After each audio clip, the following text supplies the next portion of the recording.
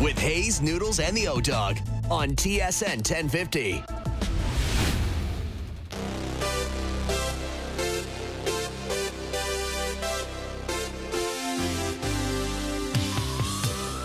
All right, here we go. OverDrive, off and running. TSN 1050 on the TSN app, your home smart speaker, up on YouTube Live. Brian Hayes, the O-Dog, Jeff O'Neill, Jamie Noodles McLennan. What's going on today? What's going on?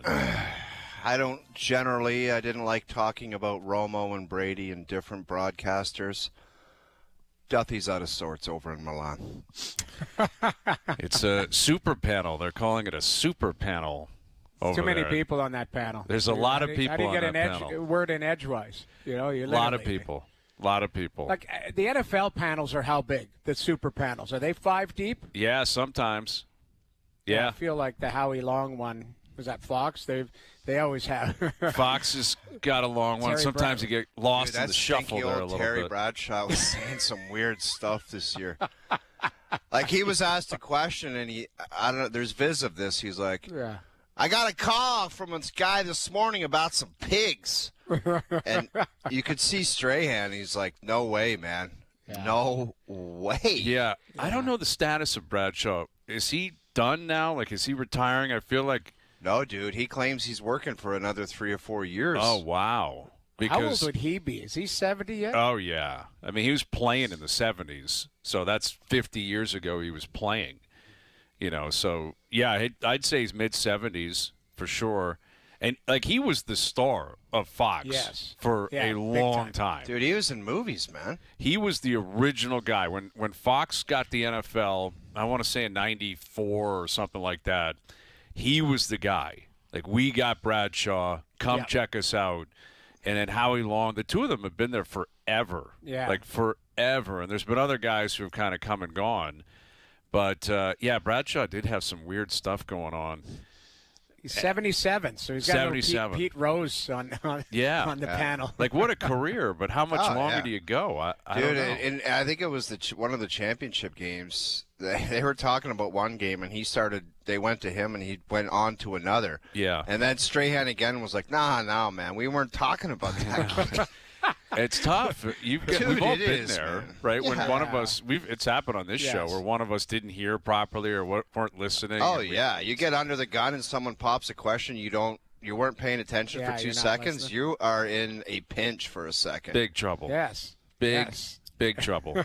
But yeah, Duthie over there, and it was great to see him and Bieksa and Cassie and Cheryl and Elliot. That's they're doing a great job. And listen, it was kind of crazy seeing like Ron McLean throw it to James Duthie, and Cuthbert's calling it, and MJ's in between the benches, I believe, and Slovakia, I wouldn't say stuns Finland. Upset though, but it's an upset for sure. On paper, on paper, and they had some goalie in net. I got to admit, I've never heard of this guy, but he played the game of his life. Well, all I can think about is I believe he's in Minnesota's system. Like, of Minnesota's course. Cranking out some goaltenders. Why now, not? They traded for Gustafsson. Right. But Wallstead, and now you got this guy. I mean, Minnesota, I don't know. I keep coming back to that. I think they might be. That's a team I think could go really deep. I'm sorry, the Wild. Can they get out of the first round, though, Noodles? It's the weirdest thing. Again, can you win the first round, or can you win a Stanley Cup? Yeah, you're right. There might be a 3 or 4 pack out there, but I look at it. You talk about no-name goaltender to everybody, and the only, I guess, non-NHL goaltender that's probably going to start. Yep. And scary, got man. It done. It's the nature of the tournament. Like Finland, they're not out of the tournament. They're okay. No. You win a couple more games, you're into the elimination round, and it's all good. A hot goalie can ruin your life, though. Really cause problems. Wow. Really cause problems. Do you remember the goaltender Christer Gudlevskis? Yep. Remember the Latvian goalie that made like 57 saves against Canada? Mm-hmm. And what did Canada beat him, like 1-0 or something like that? Yes. Yeah, that was one of those, the shots and they expected this, and it was just off the charts. Right. And I think it was 2-1 or 1-0. That guy made a career off of it. He did. Literally, one game. Well, they play Czechia tomorrow. Czechia has owned Canada internationally, right, at the World Juniors. Nemesis, man. An absolute nemesis. I think Dostal will play, I would presume, but, maybe not. Maybe it won't be him, but he is more than capable of a 45-stop message game one. And if you lose the first game of the tournament, it puts you on your heels quickly. Yeah. Puts you in a bad headspace. Right. Like, what do you have? Did you pick it? You can't be, completely freaking out. Did we pick the wrong team? But guys would look around and be like, are we even any good or what? Right. Yeah. What do we got here? We can't beat Czechia. We can't beat Slovakia if you're the Finns. It is concerning because you lose that game to a team that you feel like you can beat. Where's your head at? Does it force you to double down and be like, we got to knuckle down here? Maybe it, lights a fire under their ass, or they start looking at, maybe, it's done here. The village is getting hot tonight. Let's see what's happening. Switzerland. You head north from Milan into Lake Como into Switzerland and, enjoy yourself. It's not far to all of those places. Well, right? I love Milan. Did you guys see where Evan Bouchard apparently is? He's in Dubai. He's in golfing. Dubai. Dubai. I know it's serious, dude, but that's like a 15. Why would you take a 15-hour flight when all you do is fly for a living? That seems like is he with buddies or with his girlfriend? I think he's over there with his girlfriend because that's what was posted. I think she posted something. Yeah, they were playing night golf. Night golf, which is really cool. Dubai would be hot. The weather would be beautiful, and the city, by all accounts, was incredible. Yeah. I'm just saying, is there anyone in Australia for a week and a half? You know what I mean? It is a weird place to choose How to long go do they? to? How long do they get off? A full 2 weeks. Full 2 weeks where you're on your own and no one can talk to you for sure. And then the guys not in the Olympics can return to practice, I believe, before the Olympians will return. A week before, something like that. You're right. Yeah. There's a full 2 weeks off. I don't know what you did, during the Olympics. I remember, I told this story the other day. I went to Vegas, and I had a late night, and the next day I was in the gym, and I ran into the coach of the Edmonton Oilers. I was playing for Calgary, I believe, or St. Louis, and I ran into Ronnie Lowe. And then what happened is we came back after the break, and Grant Fuhr got hurt. And I remember playing Edmonton. I ran into him. He's like, glad you got that bike ride in Vegas because he saw me at the gym in Vegas. Right. But I went down there for 4 or 5 days and put a clinic on. But I did manage to make it to the gym, in those days just in case, right? I'd love to see the analytics on that on current I was in athletes. Cancun both times, 7 days. There was no sweat coming out of me. I was like a raisin. I hear You're you. that hungover. In the You desert, are literally, you are hungover. literally not sweating. But that's what I'm saying. Vegas and Cancun, that's what I pictured. Dubai was not on my checklist of where I think players playing in North America are going on a break, but that's where he's at. Have at it. You're right. It's 15 hours, but he's not flying Flair Airlines in the back. He's first class. I don't think he's private bird in that, man. That'd be like a few $100,000 to do that. Yeah, that's a long trip. That's a big long money. trip, private bird. But they've got 7-star hotels there. I've got a buddy that just came back from there, said it is ridiculous. So what is 7-star? Okay, so he was joking. Where's 6-star? That's the thing. Look, so 5-star hotels are downtown Toronto, the Ritz, or name me one of those beautiful hotels downtown Toronto. They were staying at the Ritz over there, and people were laughing at them, going, "You're staying at the Ritz? There's something better than that? 4 Seasons? Come on." I'm talking. Look it up. There are 7-star hotels in Dubai that are in the water. The rooms are underneath the water. It is insane. But what I want to know is who is calculating this? Who is in charge? Who gives them the rating? Right. And where are the Not 6 me. stars? Okay, did we lose out on 6-star? Why did we go from 5-star right to 7? Where is I'm a sure 6-star there are hotel? 6 stars that fall just short of 7. I don't know. Again, I'm not a tour I'm throwing guy. a flag on this. No, I'm not. You're Doogie, calling a look it flag up. on me saying they're 7-star I'm hotels? not buying it. I will bet. You always do this. You shake in the hand. I will bet anybody on this panel that there are 7-star hotels. Dude, you can't. in Dubai. Hayes, you can't. Of all people, you can't make a bet with this guy about any kind of travel. What I'm saying is it like an arbitrary, some sort of objective panel determining this, or is there some hotel saying, "Yeah, no, we're 7 stars"? Because then this is a 12-star show. You know what I mean? Like, that's what I'm saying. If you can just make up stars. I don't think it's okay. We're 15 stars now. I don't know how. Who's coming up with the system? I'm sure there's a rating system. Like, I don't believe that they just put it on the outside of their building saying, "Hey, we're a 7-star hotel." I'm pretty sure it would be pretty good advertisement, though, wouldn't it? I mean, I would walk by and say, "Wow, 7-star! I got to check that out." I've never heard of that before. This is the beauty of our listeners. I guarantee you there was somebody out there that's going to send a message into the show going, "I've either been there or I know what he knows what he's talking about." That's all I'm saying. I believe. I will. Okay, we'll wait to see. And I want 6-star reviews too. I want to see where's the 6-star. Okay, those dudes over there got some serious cake. I was just watching some stupid documentary on just the wealth in Dubai. And I guess license plate is a status symbol over there. $1 million. Some guy paid $1 million to have the number 1 on his license plate. License plate for his vehicle. Now he paid $1 million. See that? They have no state taxes there. Like, it is all I needed to hear. That's it. $1 billion for 7-star status. Like, you could just pay for it, right? Now we're 7-star now. How much is that going to cost me? $1 billion done. $1 billion cash. I'm telling you, there are 7. Okay, we'll see, Noodles. I'm not disputing that they are labeled that way, but it's like going by the world's greatest bookstore. Really? Right. Is it, or did you just happen to name it that, and you're like, all right, I guess it's the world's greatest bookstore? It's like anything. I'm going to give a plug to my favorite ice cream place in Toronto. Yeah. Okay? It's called Ed's Scoop. Shout out. And there's a few of them down here. They have ice cream that is rated in the top 100 on the planet. It's called burnt marshmallow. We go down there and I grab. Really? It's unbelievable. Okay, all right. Unbelievable. It is in the ratings out there. Ed's Scoop. It's down in like wow. What a power ranking episode we got going. We're power ranking. I'm telling you, I think it's kind of cool. If you look at it, like.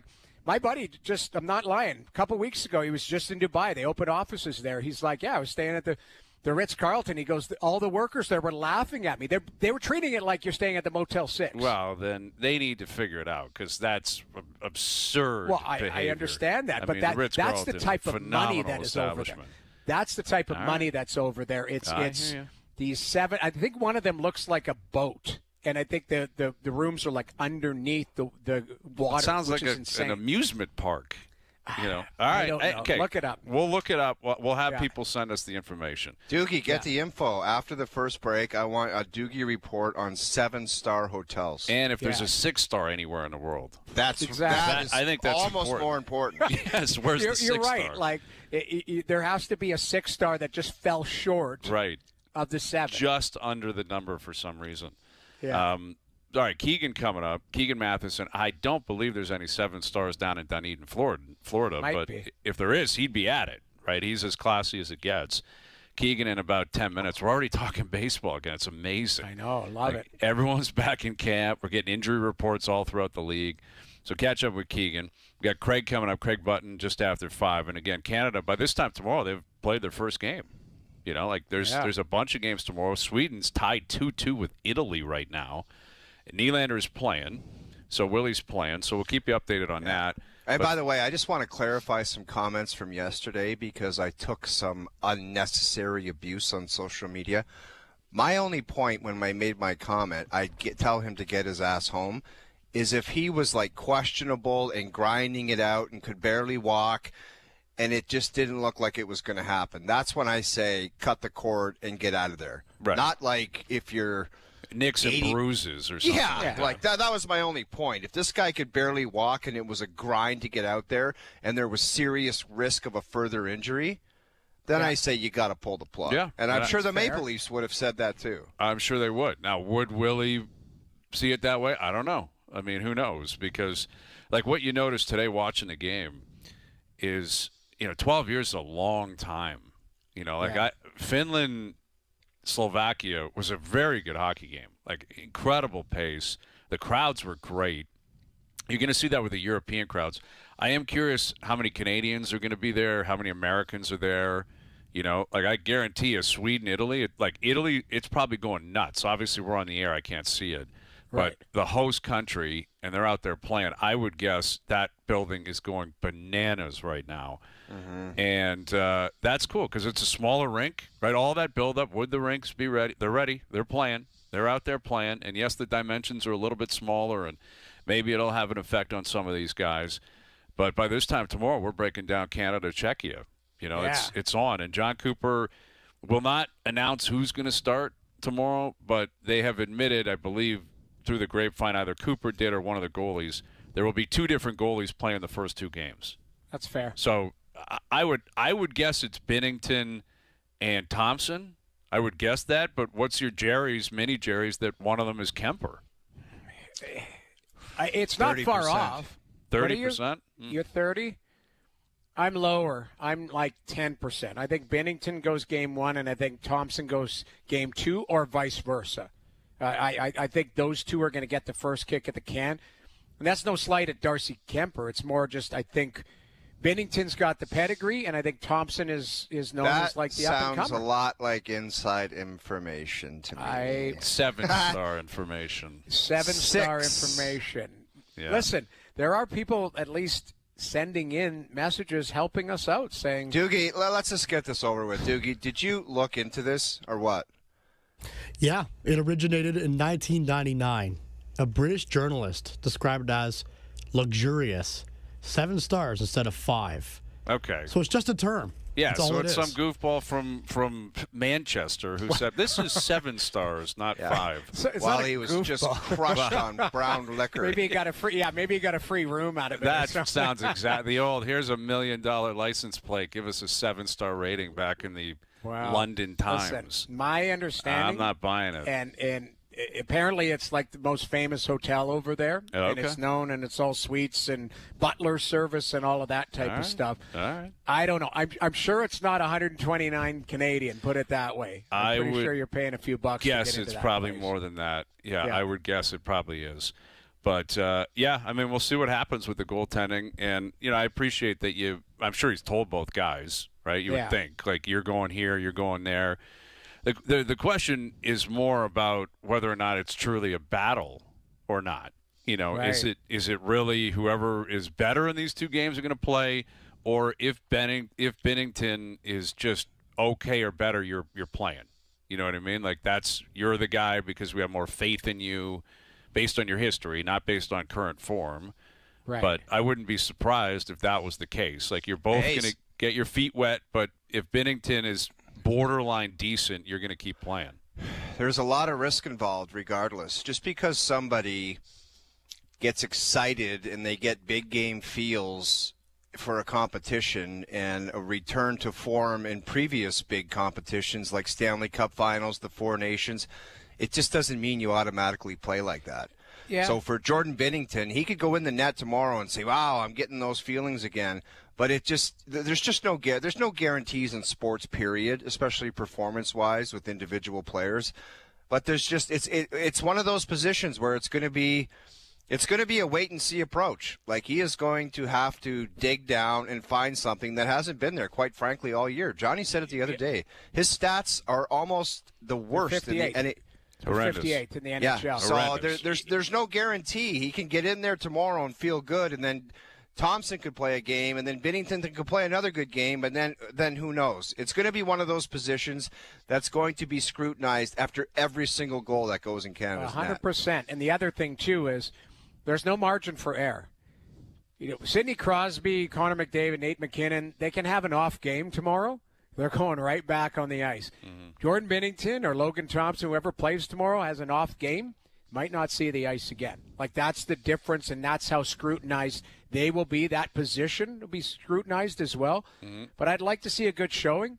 I think, you know, if Binnington plays tomorrow and plays well, again, they're expected to win, right. Correct? You would expect that they, you know, but if they don't and get surprised, now you're in one. And this is the thing that bothers me, too. If they overthink it, you could be flip-flop, and that's a problem. You're not going to have that confidence of like one guy back there that you just believe in and going to get it done. Well, and that was it. In 2014, there was no flip-flopping. It was Carey Price, you're playing. We're not even discussing anybody else.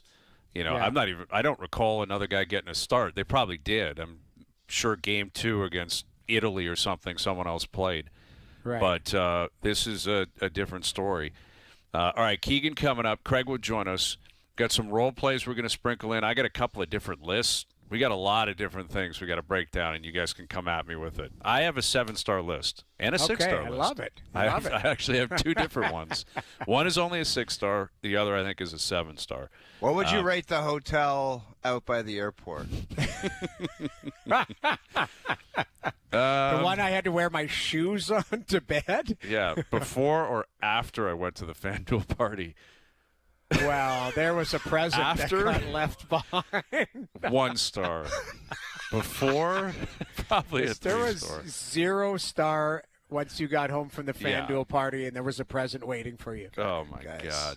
Guys, I'm being serious. Just overall, before FanDuel, Probably a 2-star. I'll give it a deuce and a half. Tops. Probably a 2-star. If okay. Listen, great. I'll give it a 2-star, but if that was a corpse that was laying there in the lobby because that guy didn't move for 4 hours, I'll bump it down to a 1 because that was concerning. I thought think that was that's a dead reasonable. body. On a grading system, I think that's pretty reasonable. The fact that no one checked on that guy, probably reasonable to maybe adjust the rating a little bit. Yeah. All right, Keegan coming up, Craig coming up. Overdrive continues, TSN 1050 and on YouTube Live. Now, back to Overdrive with Hayes, Noodles, and the O-Dog. All right, Overdrive continues, powered by FanDuel, bringing you more ways to play your game your way. We'll get to our best bets next hour. Sprinkle in some role play level of concerns. We've got Keegan coming up here from Dunedin. He settles in down there, man. Like, he arrives and he does not leave until the team comes home. Well, didn't he say he checked into a place for 42 nights? Yeah. Like, that's a commitment. Yeah, and it he's is. on it. I don't know. We got to ask him what the rating of that place is because I don't think it's a 7 spot. No, that's probably a 3 to 4, but Soft 3. Dude. soft 3. Like, Soft. is it a motel? Like, does the door open up into the air, or is there a hallway? That's what you need to know. Great question. I got to tell you, there is some beautiful lower level places. When me and my buddy go away in December, Hampton Inn. That's Love it. it. They got a breakfast. They got beautiful bed. It smelled like darts a little bit, but a great facility. Awesome. They still have smoking rooms and non-smoking rooms. That's what it is. Sure gave off that vibe when I walked in. Well, I think most guys that smoke, they're like, yeah, no problem. I won't smoke in the room. And then And they're 12 sitting on the bush lights toilet having later, a it's dart. Yeah, yeah. exactly. That's exactly what's happening. So Keegan in a moment. And, yesterday, it's a bummer when you get the news. Like Anthony Santander is quickly turning into a guy. Guy has a new name. Anthony Rendon Santander. Well, here's the thing. This is physical in nature. Rendon literally just quit on the Angels. Well, he claimed it was injuries. I know. And I don't know. We'll get to Keegan in a moment on why the surgery didn't happen earlier. Last year was a disaster for him. It's obviously the feeling is he got paid, and I don't know when he's going to play for this team or if he's ever going to have an impact on this team. The Anthony Rendon was so extreme. Like, this guy showed up to camp and just said, I don't really like playing baseball. Yeah, after winning a World Series in Washington and signing a massive contract, I don't know, you might have played 50 games. Yeah, he did not play a lot. He was getting paid because it was over $250 million, I think he signed for in Anaheim. And the numbers on the per game, crazy. Yeah. Like, and he even crazy had the how much balls money to come he was out and making. say in an interview, he's like, baseball's just not that important to me. Like, Yeah. I got a wife. He just went, it was just so An outrageous crazy. comment. Outrageous. Yeah, it is. All right, let's head down to Dunedin for the first of many visits with our good friend from MLB.com, big part of TSN and SportsCenter. There he is. There he The is. tan's starting to set, Keegan Matheson. What's happening, Keegan? Fellas, I heard 12 Busch Lights, and I perked right up. That was the most attention I've paid all day. How we doing? I'm ready. Let us start with that. The place that you checked into for, I believe, 42 nights, does it smell like darts and Busch Lights in there? Not yet. We'll see when I'm through with it. But it's one of these beachside places, fellas, where I'm the only idiot here for work. Every other person is here for a vacation. The people look, it's a very Floridian place. You can take that as you may, but I'm the only guy here carrying around a laptop bag like a loser. So it's a weird place to be, guys, but I will be supporting local businesses in the Clearwater Beach area throughout spring training. Keegan, I just wanted, before we get into the specifics of what's happened the last 24 hours, what is the vibe covering the Jays going into this season, as opposed to maybe 5-6 years in the past? It's got to have a lot more jam. I'm sure in the past it'd be oh, you cover the Jays, that can't be that exciting. But it's got to. Does it have as a reporter? Does it have a little bit more oomph this year? Yeah, guys. Last year we got here. What were the Blue Jays projected last year? 78 wins. And the only thing more boring than covering a bad team is covering a team that's in the middle. There's nothing that interests me less than covering a 78-win team, because you don't suck enough to rebuild and you're not good enough to matter. So you're stuck in the middle and nobody cares. And at least when it's a bad team, there's some drama. Some guy will pop off. There's something fun going on. Last year coming in here, I was thinking, man, how am I going to fill this? This year, I sense the attention on this team, guys, and we'll really see it in a few days, honestly, when Kazuma Okamoto shows up and the Japanese media show up in Dunedin and outnumber, I'd expect, Canadian media. You're going to have more media here and more attention than probably since those early 90s years, to be honest, guys.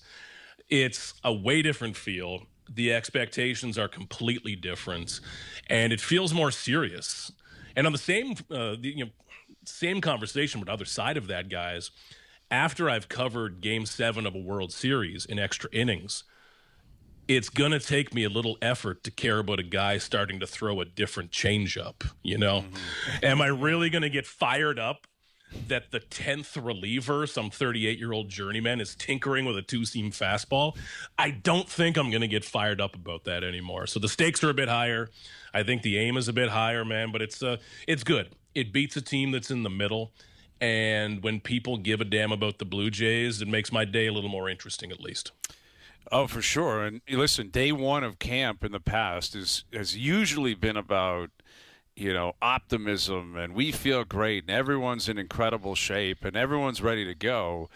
And that was not the case yesterday with John Schneider speaking to the media based on, the injury reports that came out that I was not anticipating. I'm not sure anyone was. Anthony Santander having surgery, a shoulder surgery, out 5 to 6 months. Shane Bieber not ready to even ramp up yet, which that scares me a lot. And Bowden Francis done for the year. The first two in particular really pop. So, all things considered, short off season, everyone ready to rock. The hope is this team can maybe complete it this year, get back to a World Series and get over the top. How kind of dour did it feel around the team? And considering the news that came out, how big of a kind of a gut punch did that feel like day one of camp?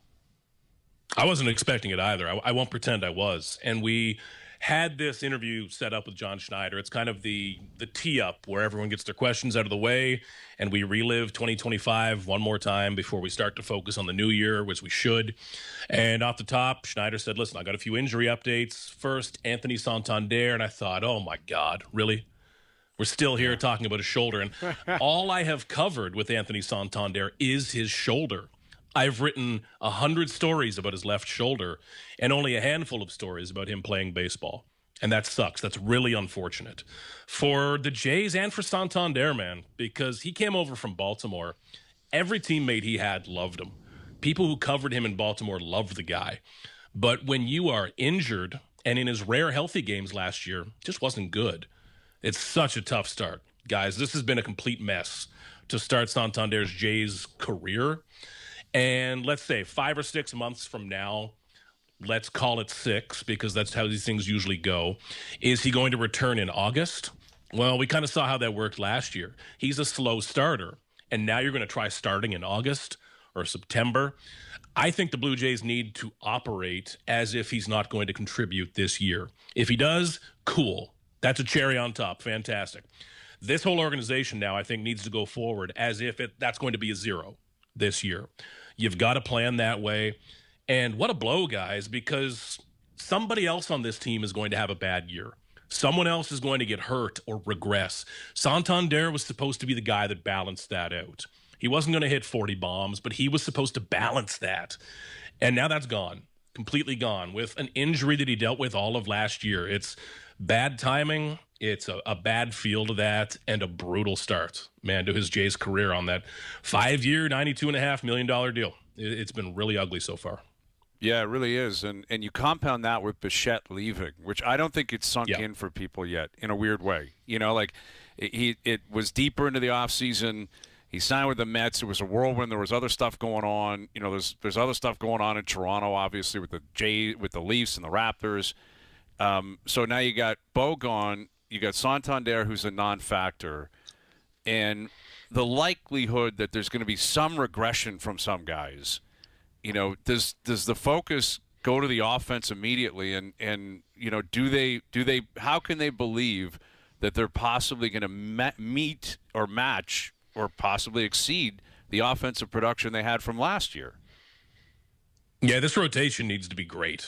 Like, it can't just be a good rotation. Last year was good. It needs to be a legitimately great major league rotation this year.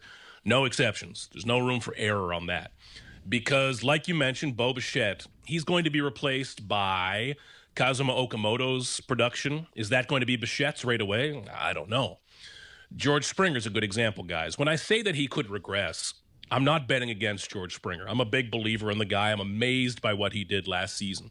But even if Springer hits 28 home runs with an 880 OPS, that is a hell of a season. And it's also regression from who he was last year. That can happen in these small bits, and you need other guys to improve. Last year was what it looks like when everything goes right. That's a dream season. Everything goes right. Yeah, there were injuries, but other people stepped in and did well every single time. So the Jays need to find this somewhere. I don't know if that's going to come externally at this point, but they need Addison Barger to play out of his mind. They need one of these outfielders to not just be a depth piece. It's great to have 5 depth pieces who you can piece together in a perfect way. It's a lot cooler, and it's a lot easier if one of these guys shows up, hits 500 in spring training, and says, "Don't you dare take me out of the lineup." You know, they need one of these big stories again. So, Keegan, is this team better or worse on paper going into the season? I think they're the same caliber of team that ended last year, but it's shifted, guys. I think the rotation is better, and I think the lineup has room to go down.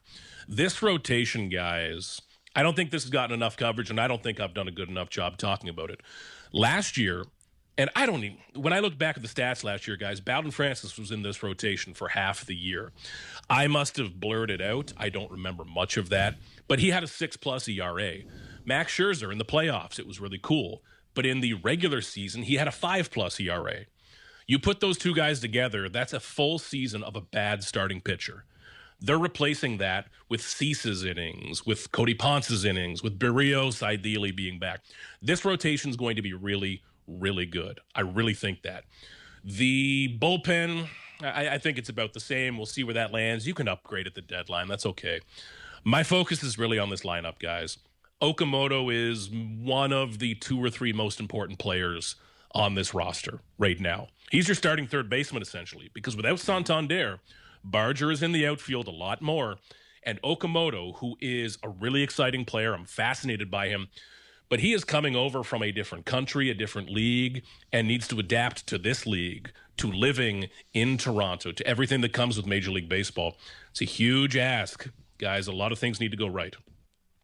Keegan, I just want to step back and talk about the injuries again. And Santander, first of all, I don't understand why he waited until now to decide that he needed surgery. I find that to be crazy. And when Bieber opted in, on his contract, everyone was like, he loves the Wise Room. Toronto's amazing. This is the new era of Blue Jays baseball, and everyone's staying. That would be concerning to me as well. No, when you assess both of these things. Like, first of all, the answer on Santander, why he decided now he needed surgery, I find that to be bonkers.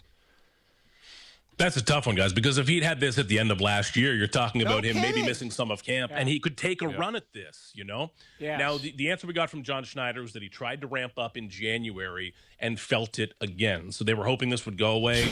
It didn't. And now you're losing a full year. That's really tough. Well, what was he doing and the way in this December? played out last year, guys, that's a great question. Not testing out the shoulder, I guess. Yeah. But even last year, guys, the way this played out was strange. He fell into the bleachers, banged up the shoulder. It was inflammation for a while. One day we found out it was a subluxation, which is kind of popping in and out. It was interesting how that played out last year, and I don't think we ever had a full grasp on it. And now another year is blown. That's not good. And with Bieber, you're right, O-Dog. From the very beginning there, my, not suspicion, but my thought was, okay, there's more to this story here at this point. And I know that we like to talk about the Blue Jays as the only team in baseball where the players are friends and they're happy to be here. And yeah, that's great. It's great that they like playing in Toronto and they get along. That's real. It's a factor. But there's always going to be business factors and baseball factors.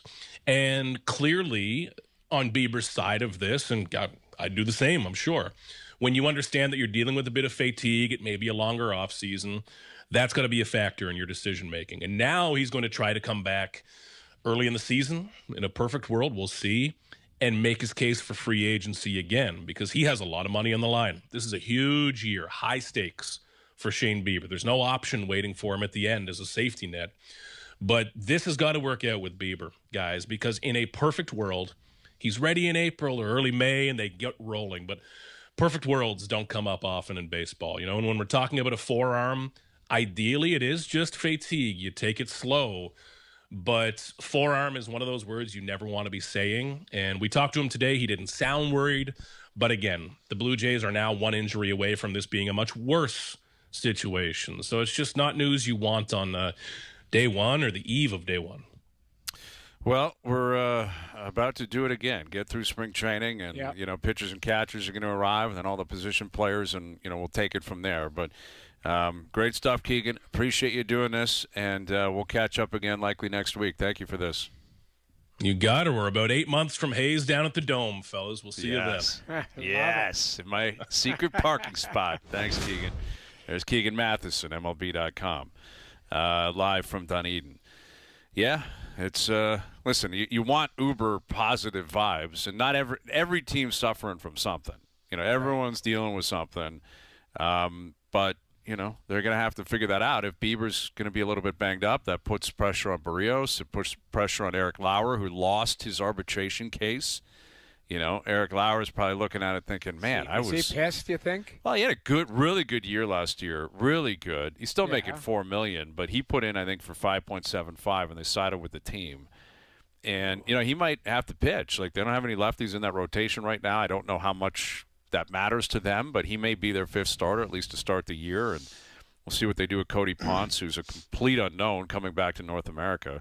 That's a kick in the junk when the arbitrator sides with the team. You don't want to go back to the team. Before spring training. The day before, you got to fly in and be like, hey, guys, how are you? Yeah, I lost.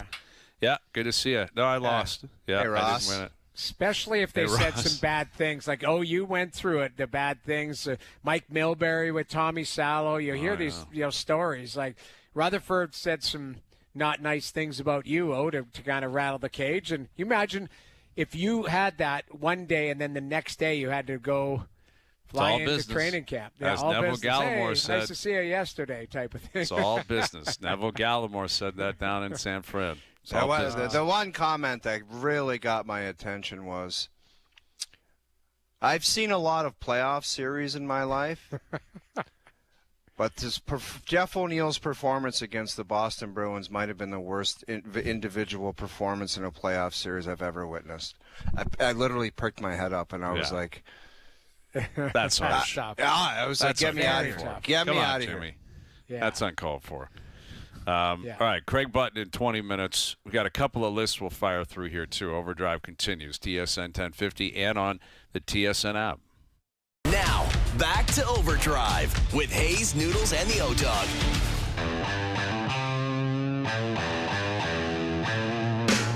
All right, Craig Button in 15 minutes. Sneak in some role play level of concerns at around 5:30. So I have a list here. I have a couple of lists for you guys, but I have one in particular that if these players win a gold medal, it's a legacy building list. Who will benefit most in terms of their legacy if they win a gold? I bet you I know who's first. I'm not going to give my answer until I hear your list, though. Okay. You guys want me to go through this one? Because I got a pressure list, too, which is pretty good, combining Canada and the U.S. I might be able to fire through both. We'll see. All right. Well, I'm ready for it. Okay, number 5 on the legacy building list, I have Sidney Crosby at 5. Now, I know what you're thinking. Well, he's already done it all. He's won it all. Yeah. Here's It's just another little nuggie. I think what it establishes, greatest international player in history. It's over. Done. It's not Gretzky, it's not Lemieux, it's not Tretiak, it's not men, women, I don't care. When you think of winning on the international level, Sidney Crosby is the first face, and it's indisputable in my opinion. Dude, check your inbox. I guarantee you the Quizmaster's in there, and he's got something to bring say. it. Some guy from the 68 team or something like that. I don't care who it is. Miracle on Ice, I don't care. Hasek in 98. Mikey Rusioni. It's Sidney Crosby, because if he won golden goal in 2010, the leader of maybe the most dominant gold medal performance ever in 14, and then 12 years later is still the captain, and I think he's going to come out of the chute flying, man. I think he's going to be unreal. Don't forget the World Juniors. World Juniors, World Championships, 3 cups. Like, we're talking international here. It's not club teams.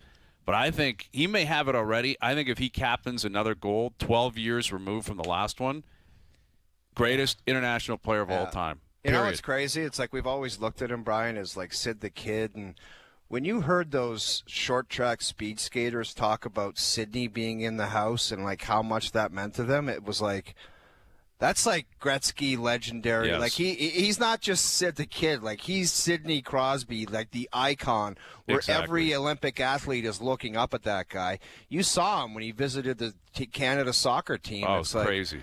Yeah, like he is legendary. Good for him. He deserves He's on a different second. level. You're right. Like McDavid's the star right now, but Sid's the icon. Sid's the legend. Sid's the Gretzky, Lemieux, or category. All right, number 4, I've combined these two. I have the Tkachuk brothers at 4 because I think they're going to be the loudest Americans. I think if the Americans win gold, they are going to explode, right? Yes. They're podcasting, how they're going to react to it. I would think if they beat Canada, they'll be cheeky too. I'll bet you they have some comments that Americans are going to love. Matthew will, for sure. Matthew will say something like, it's our game now, and we're never giving it back. Like, they'll say something crazy, and it will play really well in the States. Yeah. And people in Canada will hate them for it. Yeah. And Brady will come back and captain the team that resides in the capital of the country. Just the capital of the country, yeah. Right. Exactly. But I got the Tkachuk brothers at 4. That's fair. Yeah. That might be the exact comment, just summed right up. It's our game now. Take my jersey and clothes off and skate around the ice with a gold medal. Yeah. I am worried about that. That American team they're worries good, me, man. They worry me. They are good. All right, at number 3, I have Austin Matthews. I have Matthews at 3. Yeah. It would completely change his rep, certainly in the States. Obviously. He'd be the captain of the team that finally won Olympic gold with best on best. I know what they did in 84. I get it. Or in 80. I understand that. But this is best on best. They've never won a gold. I think down there they look at him differently than people up in Canada do because he's a Leaf and, non-Leaf fans goof on him and Leaf fans aren't happy with the fact that he hasn't been clutch. But he's not going to win a Stanley Cup this year. I don't think they're likely to make the playoffs this year. Dude, there's an argument that this guy could have been at number 1. I thought of it. I was going back and forth on the top 3. McDavid's 1, but Okay, I might be galaxy braining number 2, but I'll get to that in a minute. Okay. But I got Matthews at 3. Yeah, because I just think he becomes then the face of American hockey. The voices will be Tkachuk's, but the captain, greatest goal scorer in American history, might go down as the greatest American player ever. If he wins a gold as the captain, I mean, it's It's huge for him. I think you can make an argument he's got to show up and they got to win, or he won't be the captain again. They might be like, we're going to go a different direction. Doesn't mean he won't be on the team in 4 years, but he may not get the captaincy again unless they win. Yeah. Number 2, this one might throw you guys off a little bit. Jordan Binnington. I was just going to say, it's the goalie, isn't it? Binnington. Yeah. Because if he wins gold, everyone's going to say, this guy in the NHL sucks. This guy's brutal. He can't stop anything. Hoffer's playing in front of him, blah, blah, blah. Might be traded. But Cup in 19, won them the game in the Four Nations. Like, won them the game. The Americans dominated overtime. They were all over them, especially early. He was unbelievable. And if he, after all this chatter, can't trust the goaltenders, can't this, can't that, he goes in there and stops them all the way to a gold medal, he just becomes like a folklore legend of the game. Yeah. You know what I mean? Clutch. Clutch. That's what it'll be. Exactly. The clutch player. That's Clutch. what it'll be. Yeah. That's precisely what it'll be. It'll be throw the stats out, get the nerds out of here, get the analytics. I don't want to hear it expected this or expected that. It's finite gold. Like He'll this be the is, modern day Grant Fuhr. Everybody says about Grant Fuhr, Exactly. like, it's Tuesday night in St. Louis. He might not have cared that, but you put him in a big game, he was money. The legacy of Binnington and his mentality with big games just grows. And at one, I got McDavid. I got McDavid because this is his prime. This is it. Like, it doesn't mean he won't be a big factor in 4 years. He'll still be great in 4 years. Hasn't won the Cup. You know, back-to-back Cup losses, if you don't come home with a goal, that's a wild story that I don't even want to think of right now, but it's kind of hovering, right? You go 0 for 3 in 3 years in the biggest moments of your career. That's tough to chew on. But if he leads the charge, best player, dominant, they win, this is his chance. This is Sid in 2010. This is his chance at that, right? And he's an all-time great already. He needs a prominent win. He's got to get one, and if he gets one, it just opens the door to he's done it, you know. Or maybe it closes the door on doubting if he can. Maybe that's the way to put it.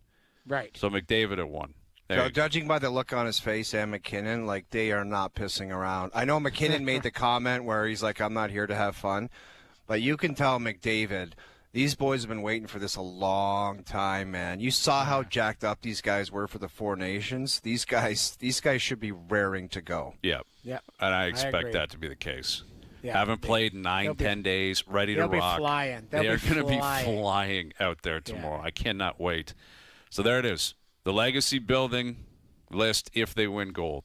I think it's a pretty good list. Yeah, it is a good list. Of course. Like you made it. I did. That's true. 7-star list. 7-star.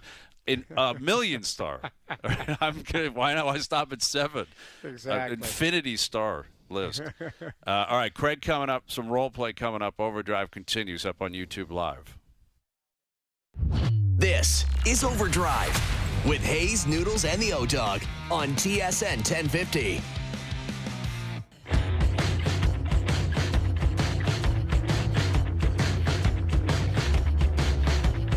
Hour 2 OverDrive continues, powered by FanDuel, bringing you more ways to play your game your way. Brian Hayes, the O-Dog, Jeff O'Neill, Jamie Noodles McLennan up on TSN, up on YouTube Live, everything podcasted, wherever you want to find your podcasts.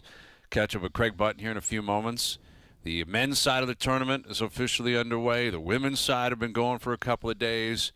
And we got some role play level of concern a little bit later in the hour. Do you guys follow up with the guy? Apparently the ex-girlfriend has made a statement or came out of the woodwork, and she shut him right down. Did you see that or no? Danish biathlete who professed his love to a woman that he cheated on a few months ago.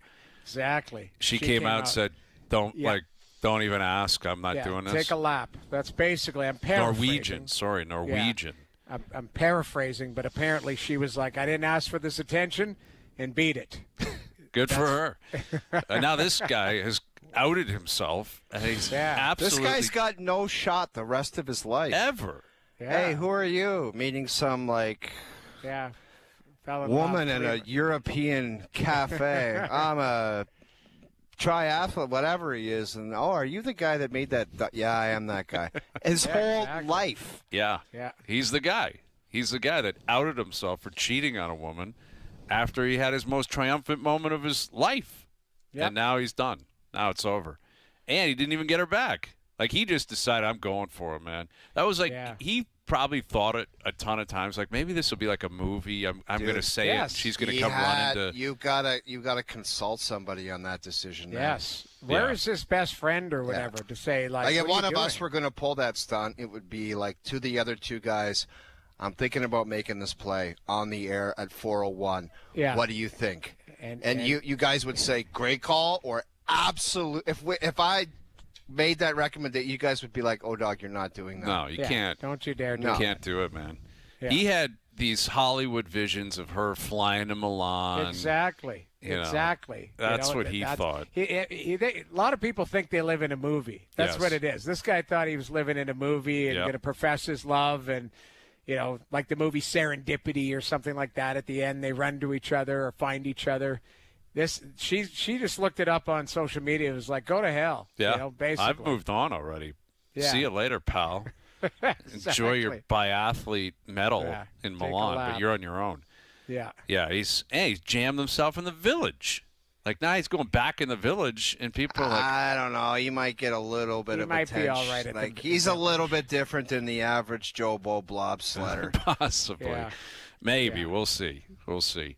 Somebody might be crushed and look at him and say that guy's down on his luck. Yeah, he's down on his luck. Yet he just won a medal. So, again, you'd think he'd be in a better place. But anyway, the men's side beginning today. Slovakia beating Finland earlier today. Sweden's up 3-2 on Italy now. William Nylander scoring a goal. I believe the go-ahead goal. Yeah, the 3-2 goal. There you but go. I think So it's Willie's just starting the third period now, I believe. So. Yeah, and every game counts. The group stage, we kind of know likely the teams that are going to get through, but Canada starting against Czechia tomorrow, the Americans starting, and I'm looking forward to watching Canada and the American team. Like, I will admit, they are a very good hockey team. Yes. Like, on paper, they look like a very good team.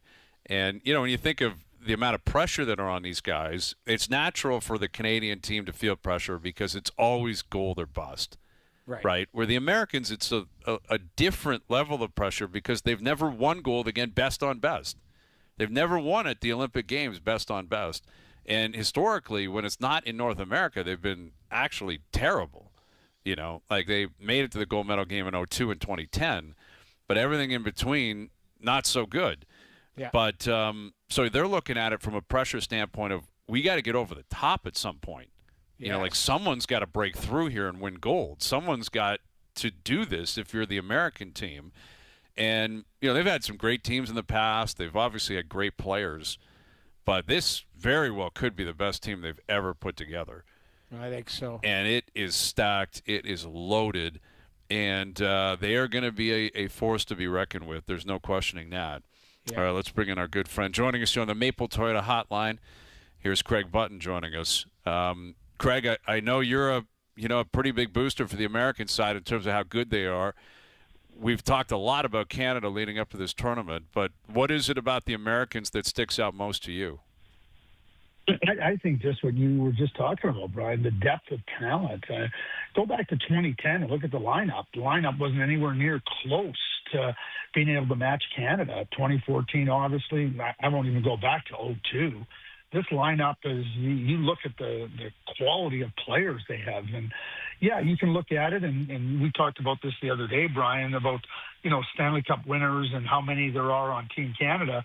But you consider that the U.S. has high-end players, high-end talent, major award winners, and I think that becomes a real significant difference for Team Canada or for Team USA entering this Olympic tournament.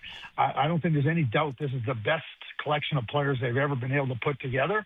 And again, like, it's one thing to think you're better than Canada. You got to go out and show it. And that to me is the objective for Team USA. And I think that that's their goal, and that's what they got to try to find a way to do.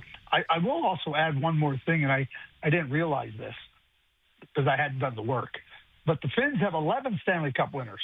They lost to Slovakia today, Brian. So I wish I would have known that the other day when we were doing our little piece on TSN. Yeah, that is a good note to have. Yeah. Well, Craig, what do you need to see from Team Canada for you to have that confidence that, hey, they can take home gold. We've just talked about it. I've been talking about it ad nauseum. I'm afraid of the Americans from Team Canada and some of the teams involved. What do you need to see from Team Canada in these first couple games that you feel comfortable that they're on the right path? Yeah, Jamie, I would say I want to see how they work the three defensemen, not named McCarr, Taves, Theodore, or Morrissey, into their team plan and into how they're going to be used and what they're going to be doing. And I think that becomes an area that becomes really important. I mean, we talk about McCarr and how many minutes he can play and what a workhorse he is and how great he is, and we know that. We know his partner Taves is good. Theodore or Morrissey. Well, you can't play those guys, all of them, 30 minutes each. They're going to need some support from Grayko, Harley, Doughty, Sanheim. They're going to need some support from those guys.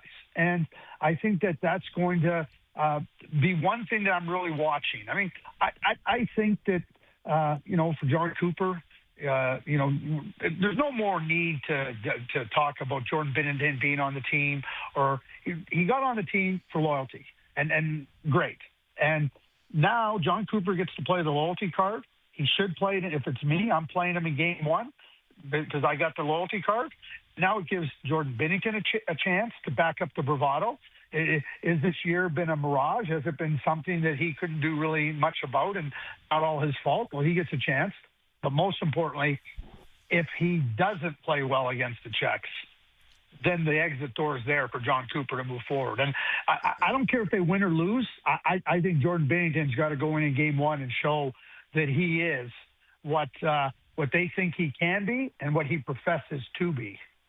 Craig, hockey people, they like to sit down, drink beers, grab some napkins, and start getting creative on the napkins about different line combinations and different plays. They've got creative with these lines, but when you've got Crosby, McKinnon, and McDavid, do you not think in some capacity two of the three, and I don't know which two it would be, kind of need to play together to kind of have that dynamic? I don't know. I'm not going to say Gretzky Lemieux, but you just put those guys together and it seemed like magic happened. Well, I think so, Jeff. I mean, think back to the Four Nations, back to Crosby and McKinnon playing with one another. Crosby was excited to play with McKinnon. McKinnon was even more excited, and they were good together. And again, I don't know. Okay, you start the tournament. You're at least in a qualifying quarterfinal before you get to the quarterfinal. There's not losing early. Maybe John Cooper wants to find out some things. But if the Four Nations mattered, and I keep hearing about, we selected players because the chemistry of the Four Nations, and we saw what we did in the Four Nations. That becomes a real big factor in how we're picking the team. But now you're not going to use it to put your lines together. You're not going to put Crosby and McKinnon together. Seriously, what are you trying to do? Twist yourself into a pretzel? To me, it's real simple. Crosby's playing the wing. Suzuki's my third line center. McKinnon, David. Let's go. Well, you look at that top line where Cooper has been committed to that. He's flipped other wingers around. He is stuck with McDavid, McKinnon, and Sid up the middle of the ice. But McDavid's playing with Celebrini and Wilson. And I'm very intrigued by this. I love the idea of giving Celebrini a shot because he's obviously been that good. And he's a tenacious player. I think he'll fit in well. But put yourself in the shoes of Connor McDavid for us. Role play here. Role play. You're playing the role of McDavid. Celebrini's 19. It's a big stage. Never been on a stage like this. This is new for Tom Wilson. Wasn't a World Junior player. Wasn't there at the Four Nations. Right? He's kind of been an outsider a little bit in the hockey world. How comfortable do you think McDavid is starting what is the biggest 2 weeks of his life, maybe the Cup finals notwithstanding, with those two players on his wing? Well, let me add this. Let me just add this. You say maybe outstanding. Does Connor McDavid want to be a three-time loser? No. Twice in the Stanley Cup final and now in the Olympic Games? I don't think so. No. So right. There's a huge spotlight and a huge responsibility on Connor McDavid, and he's not going to shy away from it. But you just nailed it. How's he feeling? I believe that he is Canada's most important player, and because of everything that he represents, the best player on the planet, the desire and the determination to be the next big player for Team Canada at the Olympics. And to me, when they didn't name Zach Hyman, I think it was a big mistake, because I think the most important thing was to get Connor McDavid into a state where he could be as comfortable as possible, as confident as possible. And I think they took that away from him by not naming Hyman. Okay, we know what Celebrini can do, but to your point, Brian, he's not there. He doesn't have the experience. I love Tommy Wilson up there. I like the idea of Tommy Wilson up there because he can create so much space, and Connor McDavid needs the smallest amount of space to be dangerous. So I like that idea. But I think that Connor McDavid, he knows what the responsibility is. He knows what the demands are, and we know how badly he wants to win. So I think that when you were selecting the team, you had to be having that in mind. And then the opportunity opened, and they didn't take it. And I think it's a mistake. Mm-hmm. Well, yeah, and they had multiple opportunities, obviously, with Cirelli and Point out. And, we know who they replaced them with, obviously, with Jarvis and Bennett. And I'm curious where Bennett is going to factor in here because, I think politically, whether you want to, we like it or not, politically they're going to start with, well, you didn't make the team, so we're going with the other guys. You can be the 13th or 14th forward. I got to believe Sam Bennett plays and factors in here. Where do you stand on Bennett, and not his role tomorrow, but his role on this team by the end of the tournament? Well, so let's go back. Let's go back to the comfort level, to everything that we talk about. So. And again, I think it's wonderful. Every player that's, got named to the team, they earned their way there. There's nothing negative about any player being named to the team. But John Cooper said, well, we want Seth Jarvis, what he committed to doing for us at the Four Nations. You're together for 10 days. It's really important. You see a lot in a player. You see everything. And then you don't play Crosby and McKinnon together? John, I love John Cooper, but what are you doing here? You might be playing games right now more than anything, but I'm kind of thinking, so that's what you're doing. Well, you saw what Sam Bennett did at the Four Nations. You saw what he did to your team in the Stanley Cup playoffs. You saw him win the Conn Smythe, and you're not going to give him a piece of the team. To me, you got to. And he was part of the Four Nations team. Mm-hmm. So what, you're not going to have him be there? I mean, when Sam Bennett steps out on the ice, every single player on the ice is sitting there going, "Where's Sam Bennett?" Yep, that's an advantage. You want that. Yeah, and Czechia will know it. The Americans will most certainly know it when you play them, if and when you play them. But it's going to be interesting to see how much changes between Game 1 and the end of the tournament, obviously. And you could expect it. It's going to happen. There could be injuries. There could be guys who just don't fit in properly. But I think on the defensive end of things, you mentioned the top four guys who we all believe will play and play a lot. I've been talking about Makar recently. We were talking about it on SportsCenter a couple of days ago. I think that's the biggest discrepancy for me. It's not that the other guys aren't great players. They are. But McDavid to McKinnon is razor thin. The three goalies, I don't know. I don't know who's going to play better one night to the other. Makar to whoever you think is the second best defenseman, I think is a pretty significant gap. What can you reasonably expect from him, Craig? How much is too much to be on Cale Makar's plate? Yeah, I'll answer it this way. I don't think there's too much for Cale Makar. I think Cale Makar plays with an unbelievable sense of skill and purpose, and that's the mind, how smart he is as a player. It's one thing to say you're a workhorse and you can play the minutes, but you got to be able to think the minutes. And the level of competition, he'll be matched up against other teams' top players and everything that goes with it. But Cale can handle that. He understands from a thinking point of view. Obviously, you need the skills to be a top-end player like he is, but he also can manage it because he thinks so well. So to your point, so you got Makar, draw a hard line. And then, as I just talked about the defense, I think Taves, Morrissey, Theodore draw another hard line underneath that. Mm-hmm. So there's a drop from one to whatever, to the next three, I'll call it. And then I think there's a significant drop then to your next four. And what does it look like? And to your point, Brian, I think back to 2010. So Rick Nash was on the team. They had him up on the top line, and it didn't work. And so they put Rick Nash down with Marleau and Thornton and moved Brendan Morrow up to the top line. And so those are the types of things you got to be ready for. You got to be ready to make those adjustments. You got to see what can work and what not work. But Cale Makar is going to work. Cale Makar, I don't worry one bit about him. What you do start to think about is that those next four defensemen, after the four we named, can't carry some significant play. How vulnerable are you in having to play them and not playing Makar more? That's where the challenge comes. With Craig Button. So, we were talking about the Americans out of the gate and how good they are, obviously not only on paper, but in practice too. We know how great they are. Taking the goaltender out, because just the nature of the position, obviously that could scare anyone if Hellebuck stands on his head. Right. Who do you look at when in this American lineup? You pick one player, and go around the table here, but who do you look at, Craig, and you think, that guy, I'm bracing for impact here. I think he's going to have a great, great tournament. I think it's Jack Eichel. I watched what he did for the Vegas Golden Knights after getting that opportunity to show, and certainly Jack has probably been in the back, in terms of Austin Matthews, Quinn Hughes, and whatnot, and I think Jack can impact the game in a significant way. So, I mean, he's not the only guy, but he's the guy that I'm picking to watch real closely. Yeah, I think he's going to be great. I look at Quinn Hughes, man. I just think think he's going to be dancing. Like, you got McAvoy playing with you, who is just a perfect D partner, I think, for him. You want to know how good my scouting is, Hazy? Buffalo, New York. I watched Quinn Hughes play for Team USA, and I looked at him, and I said, I don't think there's any chance that guy's playing in the National Hockey League. I did. Yeah. I put eyes on that kid, and I'm like, it's just, that ain't there. It's too small, too frail.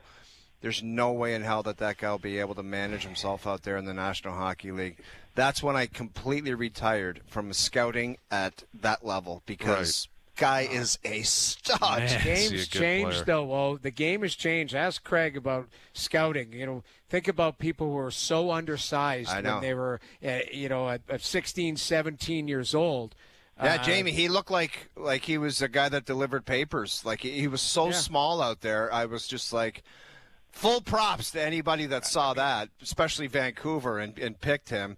But that's incredible, man, how good he is. Craig, how have you had to adjust your scouting eye? Because for a while there, it was a 6'4" defenseman, could barely skate, but, project, right? Because he's 6'4". Like, nowadays, I talked to somebody today that laid eyes on Landon DuPont last night. Not big, but can play. I mean, Mickey's son sounds like he's a player, right, Craig? He is a player. There's no question about it. And you're right. Like, I mean, in 05, when the NHL came out of the lockout, and the emphasis on making sure that interference, holding, obstruction was going to be eliminated, it forced the dynamic to be, you got to be able to skate, you got to be able to move. The bigger player, when they were younger, they could latch on, they could grab on. If you were getting beat by half a step, you just put your stick out there and you just impeded enough. And that was where the game was at. But in 05, and now start to think back, these players that are all here in the Olympics, the vast majority of them, they only know the game this way. It's skating, it's moving, it's fast, it's the pace. You think about how fast the games are being played now. I mean, an NHL game that takes over 2 hours and 20 minutes or 2:25, we're going, oh, geez, really, this game? They used to be 3 hours. We never batted an eyelash because that was just the way it was. But you got to be able to skate now. And it's like Jamie and Jeff and Brian, I used to go to games. You used to go, okay, skating, okay, it's okay. How much room does he have to improve? Oh, it looks like he can get better. I watch a kid now, younger kids, 15, 16, if they can't skate, no chance. They don't get anywhere near my list. Yeah, that's what it's got to be now, right? You've got to move. Yep. You've got to skate. Yeah. And, we'll see what comes of it. I mean, we had a couple of games on the men's side today in Canada. The Americans getting started tomorrow. So it's going to be a great tournament, a fun tournament, and we'll catch up with you throughout it. Thanks for doing this, Craig. Yeah, thanks. It'll be fun to watch. Can't wait. You got it. Craig Button joining us here. On the Maple Toyota hotline. It's time the Toyota in the 2025 Prius go up to 72 kilometers on battery alone, then seamlessly switch to hybrid mode. Check it out at Maple Toyota near Canada's Wonderland in the Maple Auto Mall. What's the word on the goat? MPP? Is she coming back? Yeah, or they're comfortable she's going to return. Yeah, it sounds like Marie-Philippe Poulin will return later in the tournament. And listen, they got their work cut out for them, man. They're in trouble. Like, the Americans have been beating them up for a couple of years now. Like, that's just the reality. And, you know, the Summit Series and all that kind of stuff. Like, the Americans, they blew their doors off them yesterday. And if you don't have your best player, that's even more trouble. So they're going to need her. And I think the expectation is she will return. But will she be at 100%? I mean, you can't guarantee that. Right. But hopefully she will be. And hopefully you get another crack at the Americans in the gold medal game, you know, and find a way to grind it out. That's what it's going to be. You know, the Americans can skate. They were flying past them yesterday on the women's side. So you got to find a way to grind out a gold medal game. Don't count them out, man. They can always find a way. I remember do. when my great friend Kevin Dineen was coaching them in Sochi. They pulled off the big victory in the gold medal game. They did, and Marie-Philippe Poulin was a huge part of that, as she always is. Yeah. Always is. All right, role play level of concern coming up. Best bets later in the hour. We got Pebble. Got Pebble starting tomorrow night. Or tomorrow. I love it. Only if you want to. The wedge story one more time before Pebble. I think I can run it through. Right, we got to give a shout out to her. We saw Al yesterday, Joe Narsa. Joe Narsa. The original Al is a TaylorMade tour rep. Yes, Al is so dialed in up there. He looks so beautiful, top to bottom, in the TaylorMade gear. It was great to see him. It was great. He's gorgeous. I forgot how tall he was. He is a tall dude. He is. Tall? He's a tall guy. Are you sure? Yeah, is that positive. The same guy we're talking about? Yeah, he was a youngster back then, Noodles. What? I bet you he's 6'2". He grew a foot since he was producing us, or what? Yeah, I guarantee you he's 6'2". Al, I think, might be 6'2". Club speed, what would you say? That's twice the size of Al's. You stack two of Al's brother on top of each other. That's what Narsa looks like. That's exactly what's happened. It's a big development. Big development. Yeah, I'll get back into that story for you. The Just MG5s. Before we do the Pebble Pit, I want the Tiger. It's my favorite golf story. I'll give you the Tiger wedge story one more time. All right. I'll give it to you. And a couple of Pebble picks coming up. Overdrive continues. TSN 1050 and on the TSN app. Now, back to Overdrive with Hayes, Noodles, and the O-Dog. You can never ask me to stop drinking. Do you understand? I do. I really do. All right, quick role play level of concern. We've got a few of them here, Olympic hockey related, which I think is the nature of the show going forward here, right? Like we've been talking a lot about it the last couple of days. And once the games start, which will happen tomorrow morning, it's go time. Go time. Full breakdown of what's going on here on TSN Radio and here on Overdrive. All right, let's start with O. Oh, you're playing the role of Austin Matthews. Austin Matthews. Okay. What is your level of concern if you don't show up large in this tournament? You won't be the captain again for America. Play it. You can never ask me to stop drinking. You can't keep being the captain if they don't get it done for a team that everyone is gushing about and raving about, and you were a couple shots away. And if he plays well is one thing, but Billy Guerin or who's ever in charge is like, these guys aren't dummies. They're not just going to say, "Oh yeah, you're the cap." They'll switch it up and say, "We're just going to do something different." They're going to say, "Matthew Tkachuk's our captain. Brady's our captain." They're not just going to keep handing it to him. This isn't kindergarten. His dad's not the coach. Like, if it doesn't work out, they're going to do something. When would be the next time around? Is there a World Cup of Hockey or something? Possibly in a couple of years. And 4 years from now. I mean, he'll be 32. You expect he'd be a part of that team. Absolutely. Yeah. But if they don't do something with him at the helm, I'm sure they'll switch it up. And it'll probably be a simple conversation. We just got to do something different to try to change our luck. Mm-hmm. I don't think anyone's going to pinpoint him and say your performance was terrible. But his performance is going to be interesting to watch because this is big-time stuff. Yeah. So let's see how he does, because we know what he does when the Maple Leaf jersey's on and it's the playoffs. He hasn't played his best hockey. I don't even actually think he's been close to playing his best hockey come playoff time. You know, like, I don't ever remember a series where you're like, Austin Matthews took over that series. Like, do you ever remember him being the spotlight guy where it's like, you know, when McDavid did that stuff against Dallas and then L.A. or whatever. L.A., like, it's just McDavid. He becomes the spotlight player where there obviously has teammates, but he's the spotlight guy. I don't ever remember Austin, like, having a series like that where it's like he's had, like, blips and flashes where you're like, that was a good goal. That was a good play. Some plays against Tampa and the goal last year in Ottawa. In Ottawa and Florida, he had that 5-hole goal. But for a series or a stretch of time, very few times have you said, that's the spotlight guy out there. Watch him. Hasn't been the case. Yeah, I think the captaincy. It's not even opinion. It's just fact. It's not even opinion. It's fact. I think the captaincy is more of a figurehead thing because all of these guys are captains on their own respective team. But I think it's imperative that the USA makes some noise. And, you know, like you say, Brian, if he's the, you know, figurehead, if he's the head of that snake and they don't make the noise that they want, they probably look at something different. But I don't know. Like, it's easy on Team Canada. Like, Sid was the easy pick. Sid didn't get chosen the captain because it's a legacy thing. This guy's the most consistent player, arguably, in the history of the game. When you look at it, he's got more. I think it's more point per game, or what is it, 20? Yeah, point per game seasons than anyone in history. Than Gretzky, right? So, like, Sid's game hasn't dropped off. There was no question, even though McDavid's the best player in the world, there was no question in Canada's dressing room why the captaincy was given to Sid. I think there's lots of captains in that room in the U.S., and you could argue guys who've had more success because they've got cups, all of that type of stuff. Matthews has a heart. He's got some scoring titles, so it's not like he's without trophies. But I think it's an imperative, just this Team USA team, to make some noise here this time around because they're poised to do it. I think there's a lot of people think this is the best team that they've iced in maybe ever. So it's fair. I think Matthews is under the gun.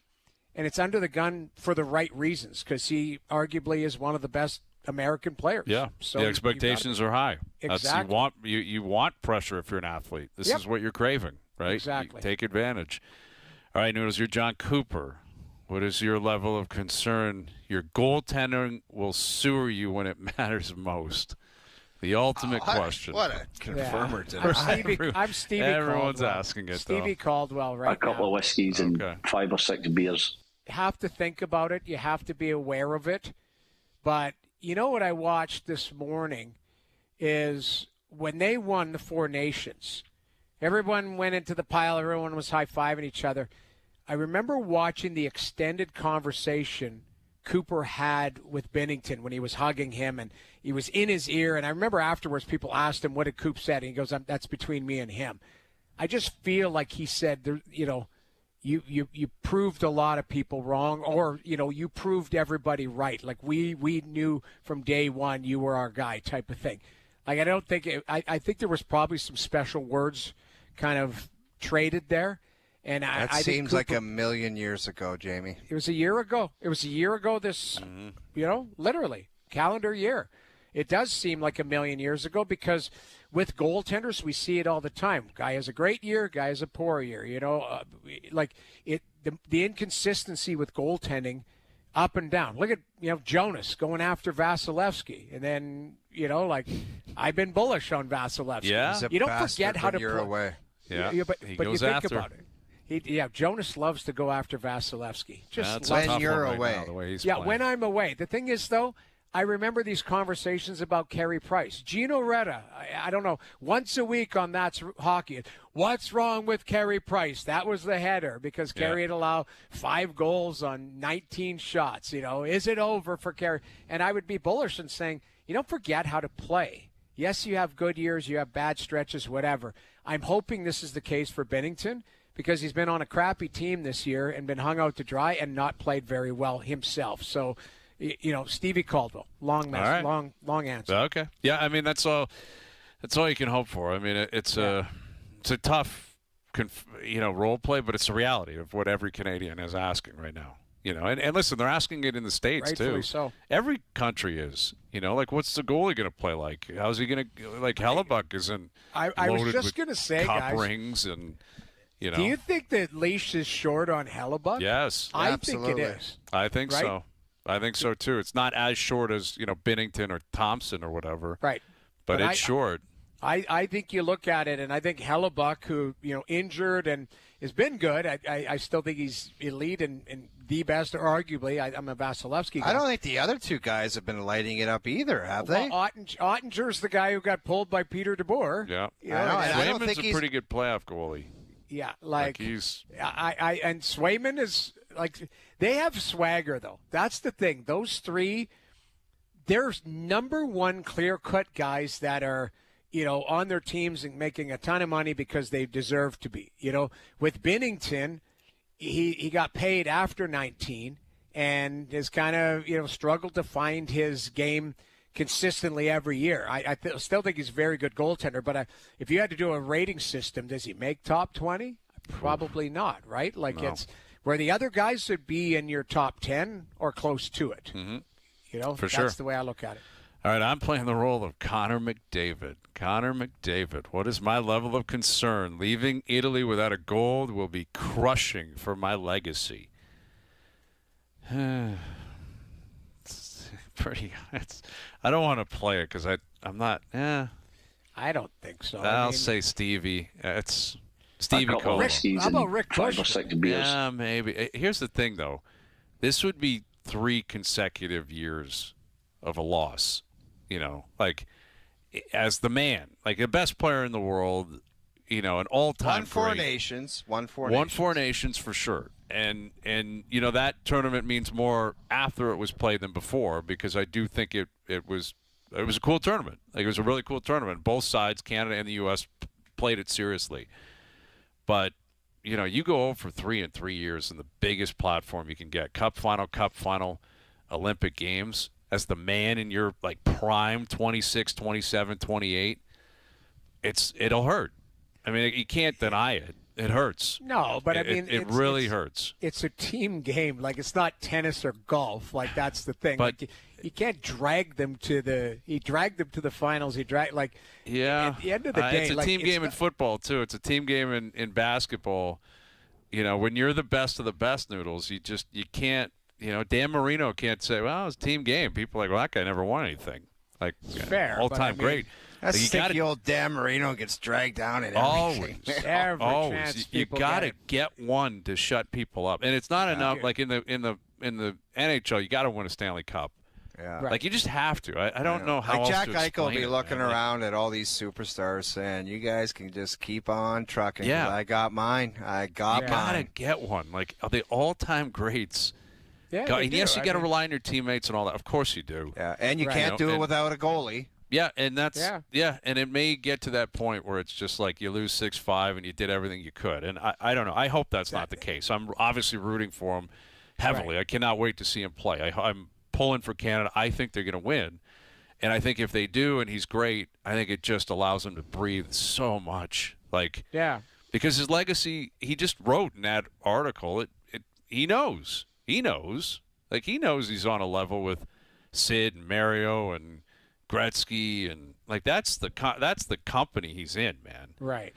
And you got to get one now, man. You got to Yeah. get one. You got to get one. Yeah. I don't know how else to put it. Like I just like you got to get one. You're all-time great. You got to win. You got to win. Yeah, I agree. I mean, there'll always be that question if you don't. That's Who's thing. the greatest player right now that's never won a Stanley Cup? Jerome McGinley for me. There's probably somebody else.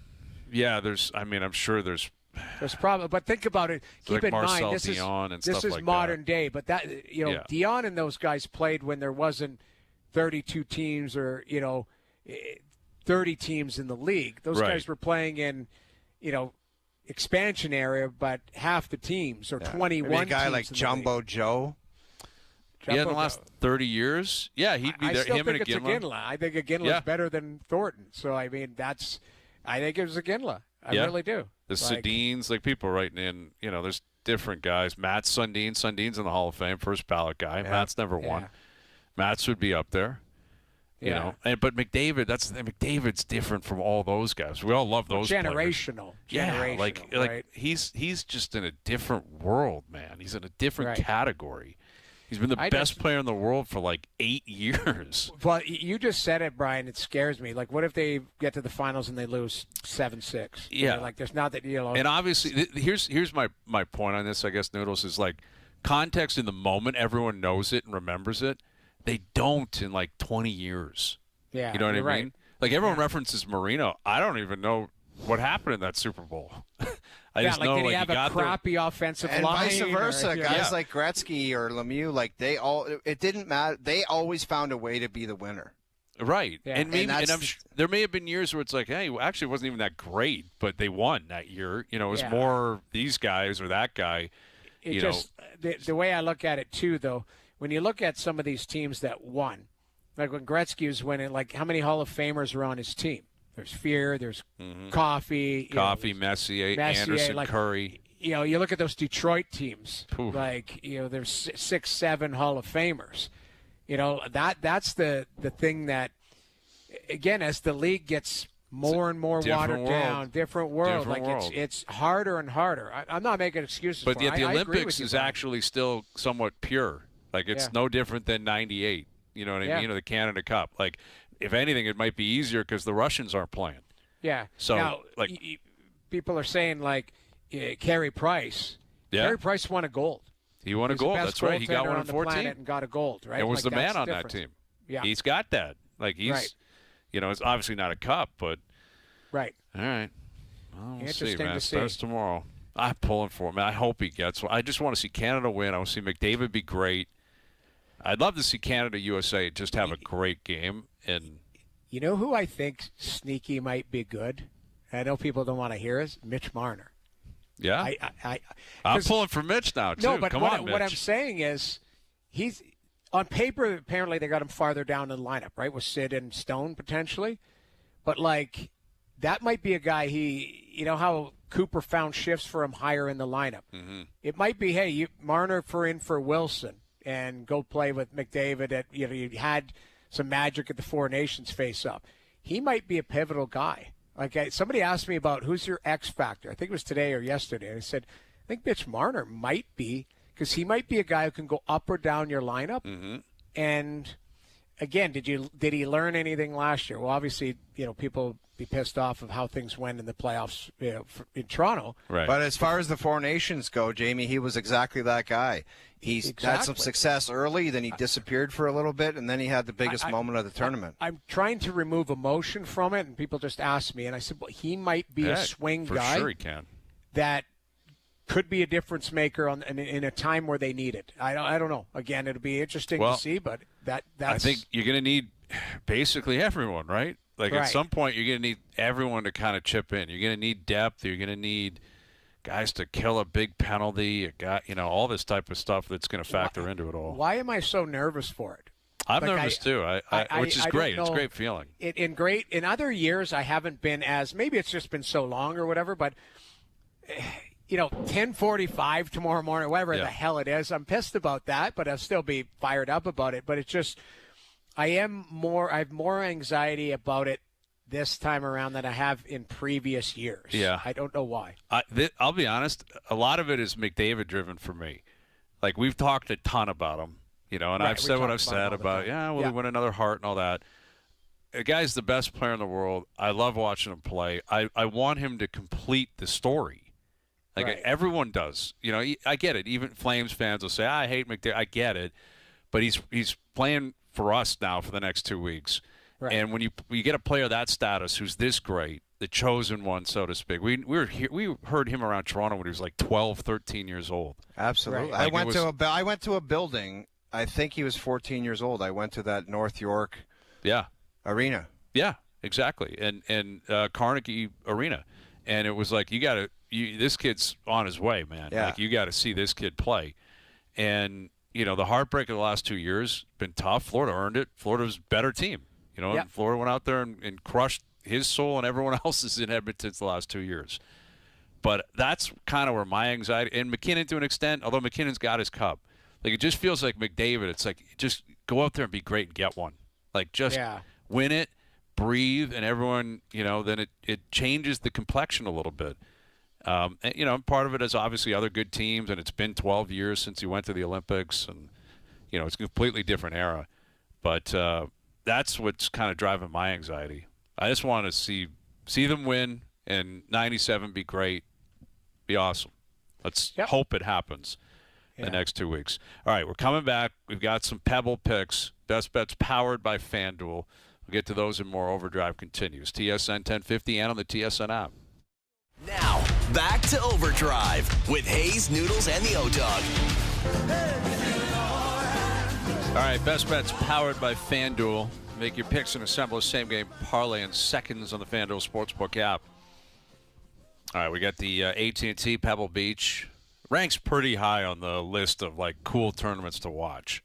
I know the amateurs are out there. I think they're still out there. Although it's a signature event. Are they still doing that now? I don't think so. Like Bill Murray falling in traps and stuff like that. I think they might just do something like a one-day thing or something. I can't stand watching amateurs hit golf shots. Well, this is where Brady hit that brutal shot off the first tee. Was that Pebble? Yeah. I know one thing. Brady doesn't go get tested at the lab, tailor-made lab, and a guy doesn't say, UNTW only two to allow to test this. Yeah, that is it's a true story. I mean, there's some embellishment there. It's not just me and Tiger. But yeah, we were at TaylorMade yesterday and was hitting wedges in the MG5, and my man Jeff said, I don't do this often, if ever. Take a look at this Tiger Woods Proto. Gets me every time. 12 I want bounce. it. Once a week, you got to tell me because I love it. It was phenomenal. He would have made me cry if he said to me, I don't do this often. That is a true statement. That I am telling you definitively. He said, I rarely put this in someone's hands. That's impressive. But your action right now is just giving me Tiger vibes. Wow. So, anyway, you got the first pick. I'm giving you a 5-pack, whoever you want. Well, within reason, you can't get greedy. Okay, right? Let's split up Scotty and McIlroy. I mean, who do you want? I mean, I hit the ball like McIlroy, right? I mean, that's what I was being told. I mean, the QI4D, they were saying I was hitting it like McIlroy. I guess I'll take McIlroy to go back-to-back at Pebble. You're going to take Rory McIlroy over Scotty? I don't know what to tell you. I mean, Scotty's plus 300. McIlroy's 14-1. Like, that's a huge gap. That's how good Scotty Scheffler is. Mm-hmm. I'll take McIlroy. I'm going to take my boy Tommy Fleetwood. I love Tommy this year. I love Tommy. I'm going to take Siwoo Kim has been sniffing the last few weeks. I will take Siwoo. I'm going to take Michael Thorbjornsen. That guy absolutely, he is a ball-striking genius. And then I'll take Nick Taylor, who's won at Pebble as well. So if I get an extra pick, I'll take Maverick McNeely as well, who grew up on Pebble. You got Rory Thorbjornsen. Siwoo. Yeah. Fleetwood. Yeah. Taylor. Yeah. And then I'll throw in McNeely. Okay.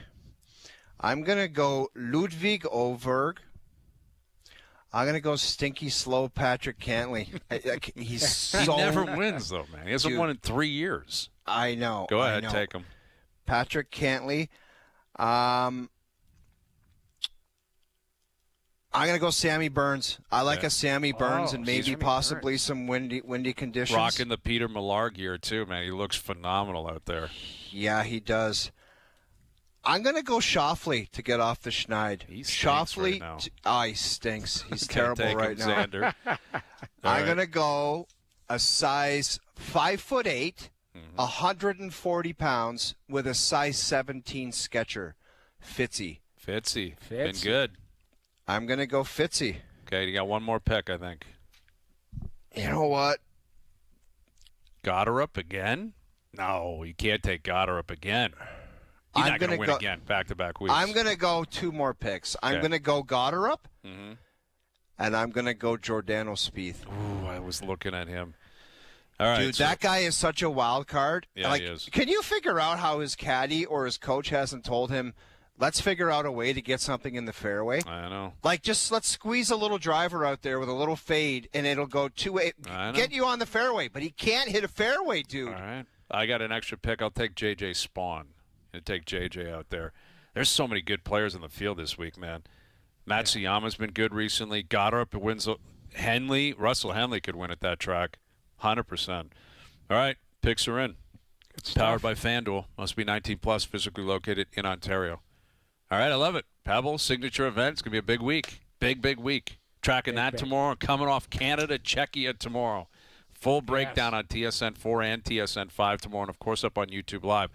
All right, thanks to everyone behind the scenes for helping out. We appreciate it. Everyone for tuning in today. TV, radio, podcast, web, up on YouTube Live. We're out of here. Enjoy your evenings. Enjoy the games tonight. We're back tomorrow at... I don't do this often or ever. 4 p.m. We'll chat then.